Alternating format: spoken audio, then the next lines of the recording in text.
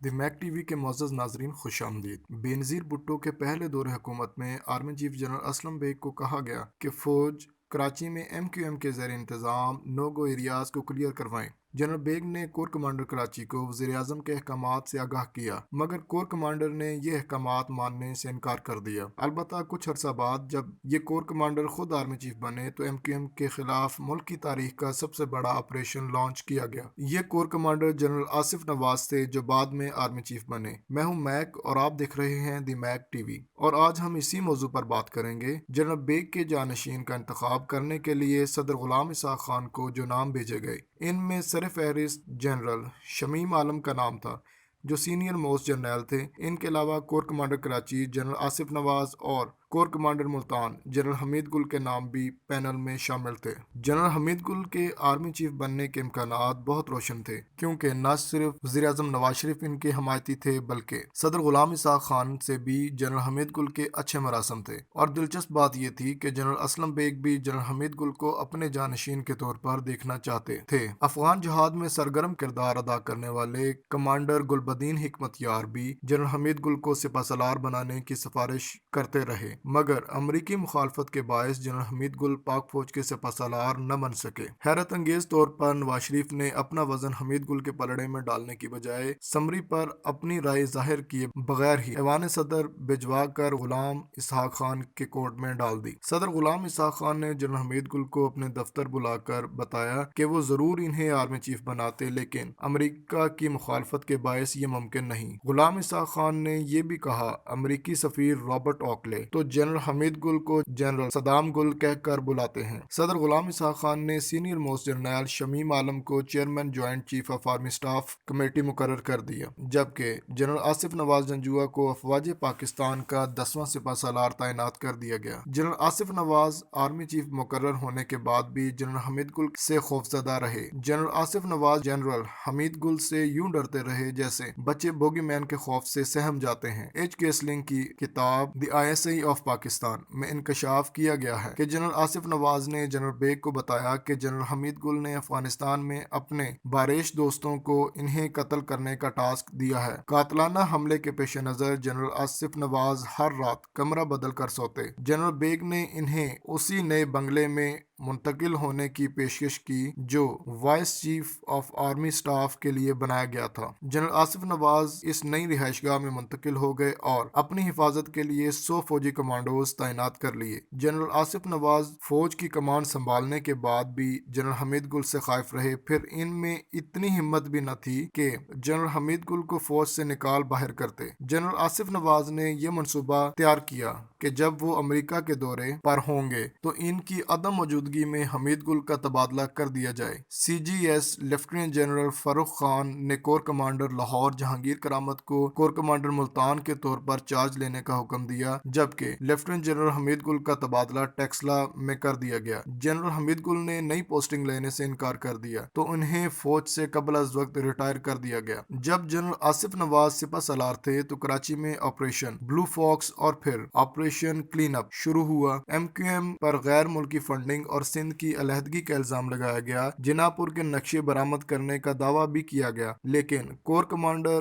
Karachi lieutenant general Nasir Akhtar اور brigadier امتیاز باللہ نے ریٹائرمنٹ کے بعد اعتراف کیا کہ جناح پور محض سیاسی ڈرامہ تھا جو ایم کے خلاف رچایا گیا، اور فوج نے کبھی ایم کے دفاتر سے جناح پور کے نقشے برآمد ہی نہیں کیے۔ نواز شریف کے جنرل آصف نواز کے ساتھ اختلافات کا آغاز تو جنرل حمید گل کے قبل از وقت ریٹائرمنٹ کے ساتھ ہی ہو چکا تھا، تاہم جب نواز شریف نے جنرل جاوید ناصر کو DGISI لگانے کا فیصلہ کیا تو انہیں فوج کی طرف سے سخت مزاحمت کا سامنا کرنا پڑا۔ فوج کی طرف سے اعتراض کیا گیا کہ انجینئرنگ کور کے ایک افسر کو اٹھا کر DGISI لگا دیا گیا، اس کا انٹیلیجنس سے کیا تعلق؟ حالانکہ یہ اس نوعیت کی پہلی مثال نہ تھی۔ جبکہ ضیاء الحق جب ملک کے خود ساختہ صدر تھے تو انہوں نے انجینئرنگ کور کے میجر جنرل آغا نیک محمد محمد کو IB کا چیف لگایا۔ میاں نواز شریف کی طرف سے جنرل آصف نواز کو BMW گاڑی تحفہ میں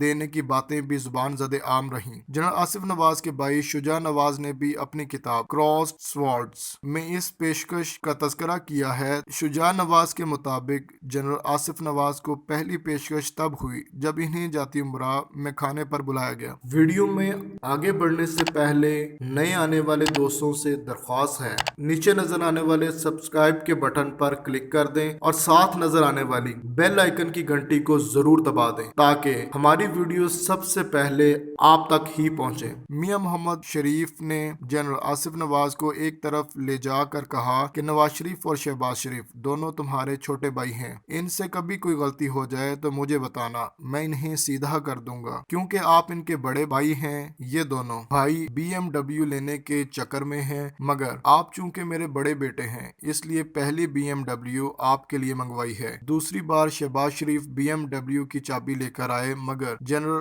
آصف نواز نے یہ تحفہ قبول کرنے سے انکار کر دیا۔ تیسری دفعہ وزیراعظم نواز شریف نے خود گاڑی کی پیشکش کی۔ مری میں وزیراعظم نواز شریف سے ملاقات کے بعد جنرل آصف نواز رخصت ہونے لگے تو نواز شریف نے پوچھا ان کے پاس کون سی گاڑی ہے؟ جنرل آصف نواز نے کہا میرے پاس ٹویوٹا کراؤن ہے۔ نواز شریف نے کہا یہ گاڑی آپ کے شایان شان نہیں، اور پھر ایک ملازم کو اشارہ کیا جس نے BMW کی چابی لا کر دے دی۔ نواز شریف نے کہا یہ گاڑی آپ کے شایان شان ہے۔ جنرل آصف نواز نے شکریہ ادا کرتے ہوئے کہا میرے پاس جو گاڑی ہے میں اس پر بہت خوش ہوں، آپ کا شکریہ۔ نواز شریف برملا کہہ چکے تھے کہ وہ ڈکٹیشن نہیں لیں گے۔ 8ویں ترمیم کے خاتمے کے لیے کمیٹی قائم کر کے بے نظیر بھٹو کی طرف دوستی کا ہاتھ بڑھایا گیا اور ایک موقع پر نواز شریف نے IB چیف بریگیڈیئر امتیاز باللہ سے گفتگو کرتے ہوئے کہا کہ میں جنرل آصف نواز کو جنرل گل حسن بنا دوں گا۔ یہ رپورٹ آصف نواز تک پہنچی تو انہوں نے جوابی حملے کی تیاریاں شروع کر دیں۔ جنرل آصف نواز کی سیاستدانوں سے بڑھتی ہوئی ملاقاتیں ان کے عزائم آشکار کر رہی تھیں۔ اچانک نامعلوم محب وطن پاکستانیوں کی طرف سے لاہور، راولپنڈی، اسلام آباد کے مختلف علاقوں میں بینرز نظر آنے لگے جن پر لکھا ہوتا تھا آصف نواز آؤ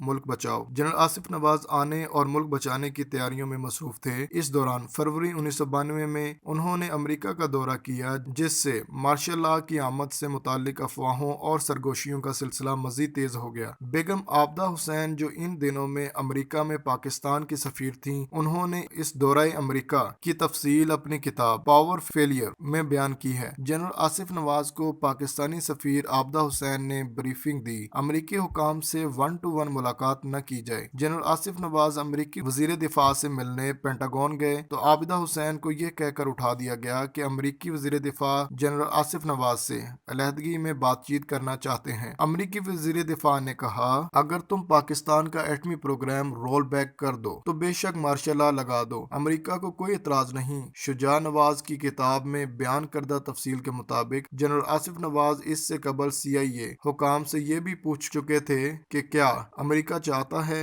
کہ فوج مارشل لاء لگا دے۔ جنرل آصف نواز کے ایٹمی پروگرام سے متعلق خیالات کسی سے ڈھکے چھپے نہ تھے۔ یہی وجہ ہے کہ امریکہ نے ایٹمی پروگرام رول بیک کرنے کے عوض مارشل لاء لگانے کی اجازت دے دی۔ افواہوں کا بازار خوب گرم تھا۔ جنوری 1993 میں یہ بات زبان زد عام تھی کہ کسی بھی روز فوج ٹیک اوور کر سکتی ہے، مگر اس دوران 8 جنوری 1993 کو ایک حادثے نے ان افواہوں کا گلا گھونٹ دیا۔ افواج پاکستان کے سربراہ جنرل آصف نواز ٹریڈ مل پر ورزش کرتے ہوئے گرے اور دنیا سے رخصت ہو گئے۔ جنرل آصف نواز کی اہلیہ نے خدشہ ظاہر کیا کہ ان کے شوہر کو زہر دیا گیا ہے۔ جنرل آصف نواز کے بھائی شجاع نواز نے بھی تحقیقات کا مطالبہ کیا تو قبر کشائی کر کے چند پارچہ جات لیبارٹری میں ٹیسٹ کے لیے بھیجے گئے، مگر زہر کے اثرات سامنے نہ آئے اور یوں یہ کیس داخلے دفتر ہو گیا۔ جنرل آصف نواز کی ناگہانی موت کے بعد ان کے جانشین کا انتخاب کیسے ہوا، اس پر بات ہوگی اگلی قسط میں۔